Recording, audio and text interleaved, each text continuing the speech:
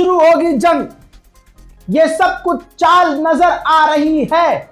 Iran को जल्द एहसास होना चाहिए कि वो जाल में फंस गया है। लीजिए, गुलाबी सुअर फिर से भौंकना शुरू कर चुका है।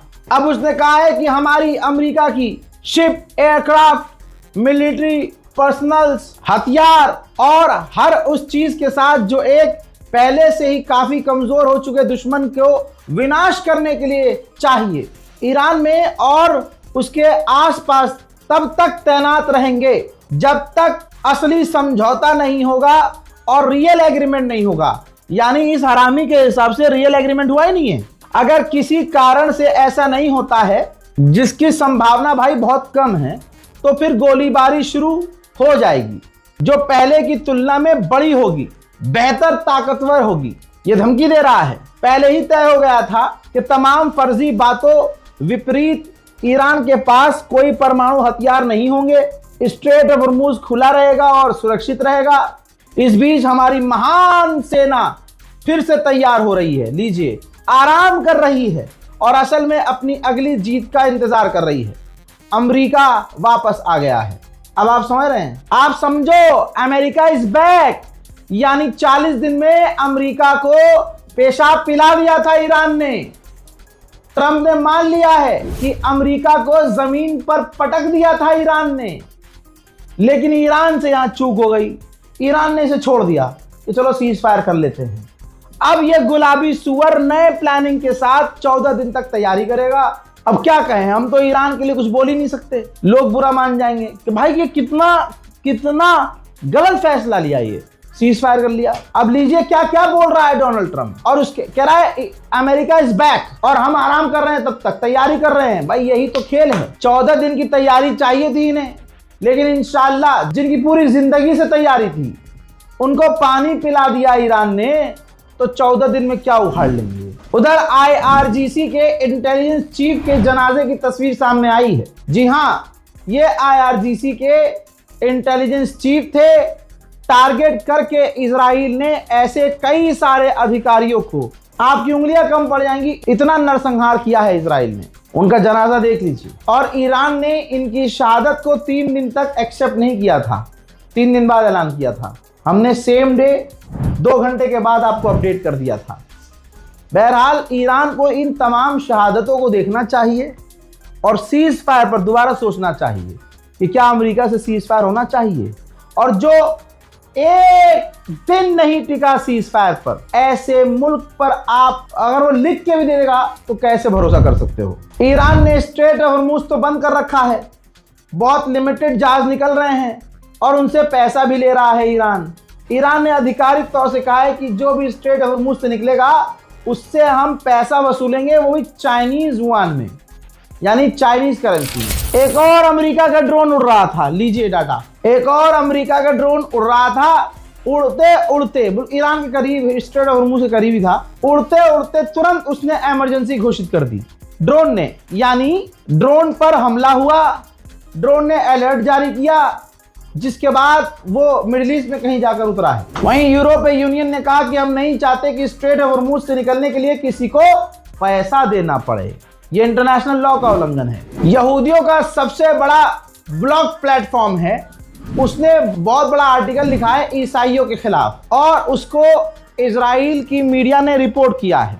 आपके सामने है, ध्यान से देखिए, जिसमें पूरा का पूरा बयान ईसाइयों के सबसे बड़े धर्मगुरु पॉप के खिलाफ लिखा गया है। इसमें सारांश बता दूं आपको, कुल बात ये कही गई है कि जो पॉप हैं वो ईरान का साथ दे रहे हैं और यहूदियों के खिलाफ हैं, अमेरिका के खिलाफ है, अमेरिका के लोगों के खिलाफ है। यानी जो हक बोल दे, सिंपल फॉर्मूला होता है इन हरामियों का कि वो यहूदियों के खिलाफ है, वो अमेरिका के खिलाफ है, जबकि ईसाई समुदाय इस बात को अच्छे से जानते हैं। अब ये बात ईसाइयों को समझनी होगी कि आपके धर्मगुरु को अमेरिका धमकी देता है, यहूदी गाली बकते हैं, लेकिन फिर भी आपको इजराइल सही लगता है, जो अपने मजहब का नहीं, वो किसी का नहीं। इस्लामाबाद में 2 दिन का लॉकडाउन लगेगा, 2 दिन के लिए छुट्टी बोल दी है पाकिस्तान ने।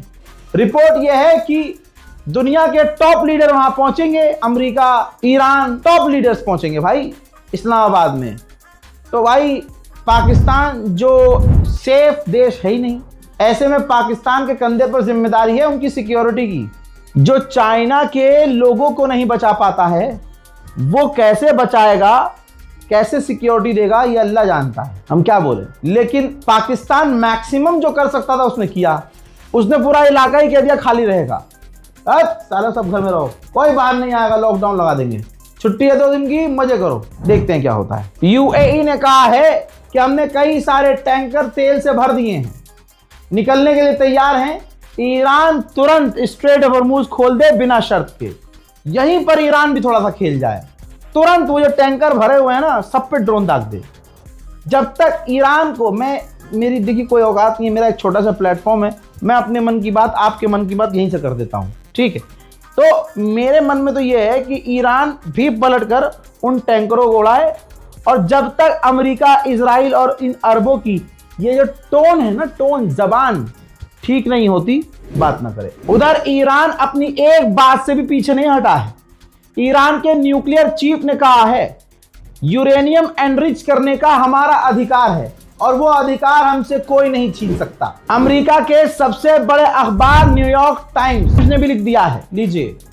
बहुत सारे ऐसे मैंने रीलर्स देख लिए हैं, बहुत सारे, मतलब अच्छा कंटेंट बनाते हैं, सच बोलते हैं, लेकिन वो भी यहाँ खा गए थे धोखा। वो कह रहे थे नहीं नहीं भाई, पाकिस्तान किसी के उस पर थोड़ा ना चलता है, पाकिस्तान तो ऐसा है, पाकिस्तान तो वैसा है, पाकिस्तान खुद ट्वीट क्यों नहीं कर सकता, ये तो बेकार की बातें हैं, उनकी टीम ने ही लिख के रखा था, उनकी टीम, सब बकवास था। ये देखो अमेरिका के सबसे बड़े अखबार ने क्या एक्सपोज किया है, लिखा है कि जो पाकिस्तान के प्रधानमंत्री का ट्वीट था उसको रीशेप व्हाइट हाउस ने किया था, यानी उसमें करेक्शन, क्या लिखना चाहिए, कौन सा वर्ड आगे, कौन सा पीछे, कौन सी लाइन ऊपर, कौन सी लाइन नीचे, ये तमाम चीज़ें व्हाइट हाउस ने की थी।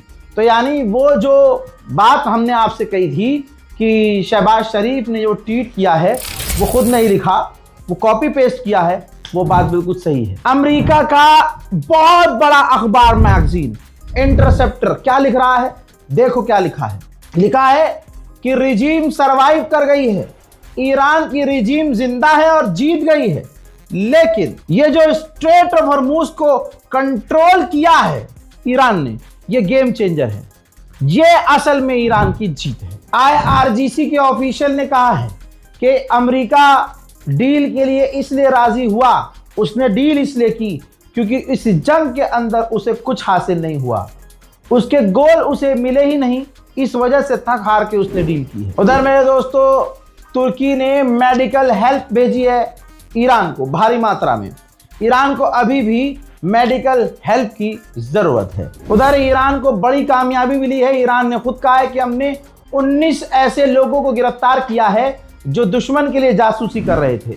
इराक के लड़ाकू संगठन कताइब हिजबुल्लाह ने ये पोस्टर जारी किया है और कहा है कि 1 महीने की जंग में हमारे 25 लोग मारे गए हैं। हजरात, 40 दिन की जंग में तमाम दुनिया वालों ने देखा कि असली पावर किसके पास है। जंग सीज फायर होते ही स्पेन ने अपनी एम्बेसी ईरान में खोल ली है। हैरत की बात यह है कि जर्मनी ईरान से बात करना शुरू कर चुका है। जर्मनी, इसके अलावा कई देश लाइन में लगे हैं कि ईरान से बातचीत ठीक कर ली जाए। मेरे दोस्तों, अरबों की असलियत सामने आ गई है एक बार फिर से। लोग कहते हैं अरब के खिलाफ क्यों हो भाई तुम? मैं अरब की जमीन, अरब की हवा, अरब के आसमान के खिलाफ नहीं हूं, वल्लाह मैं खिलाफ नहीं हूं, मैं इनकी नीतियों के खिलाफ हूं। ये जो कुर्सी पर बैठे हैं, लंबे समय तक इनकी बादशाहत चले, इस सोच के खिलाफ हूं। जब कुरान पाक में ये कह दिया है अल्लाह ने कि ये यहूदी तुम्हारे सगे नहीं हो सकते, ये अपने अपने में होते हैं बस, तो भाई हमसे हमारी आखिरी जो रेड लाइन है वो कुरान है। कुरान ने जो कह दिया सो कह दिया। यही बात तो पूरी दुनिया के मुसलमान मानते हैं। कुरान से ऊपर किसी इंसान को मानते हो आप? नाउजुबिल्लाह, नहीं। तमाम जितने भी फिरके हो इसमें मुत्तफिक तो हैं, सारे राजी हैं ना इसमें। तो बताइए फिर क्यों अरब यहूदी?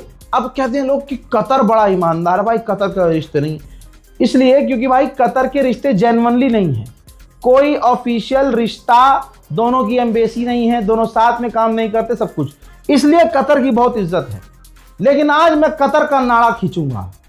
हजरत, ईरान का हंडाला ग्रुप हैकर्स ग्रुप, उसने इजराइल के आर्मी के, पूर्व आर्मी के जो चीफ हैं, आईडीएफ के चीफ, उनका डेटा हैक करके तस्वीर जारी कर दी। ये देखिए, तमाम पर्सनल चीजें, लड़कियों के साथ उनके संबंध, होटलों में लड़कियों के साथ तस्वीरें, वो तो मैंने बहुत सारी काट भी दी हैं, गंदी हरकतें करते हुए पूरी गैलरी ही लाइव कर दी है।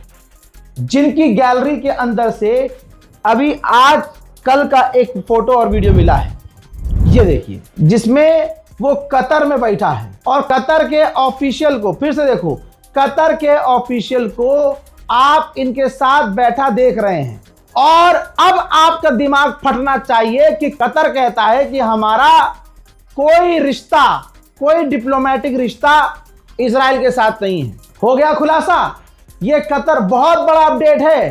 कल कोई ज्यादा चीख के बोलेगा वीएफएक्स के साथ तो शायद आप तब मानेंगे, लेकिन आपको बता दूं कि ये देखिए धोखा उम्मत के साथ कतर का। दुनिया के सामने कितना अच्छा बनता है कतर कि हमारे तो रिश्ते ही नहीं है इजराइल से।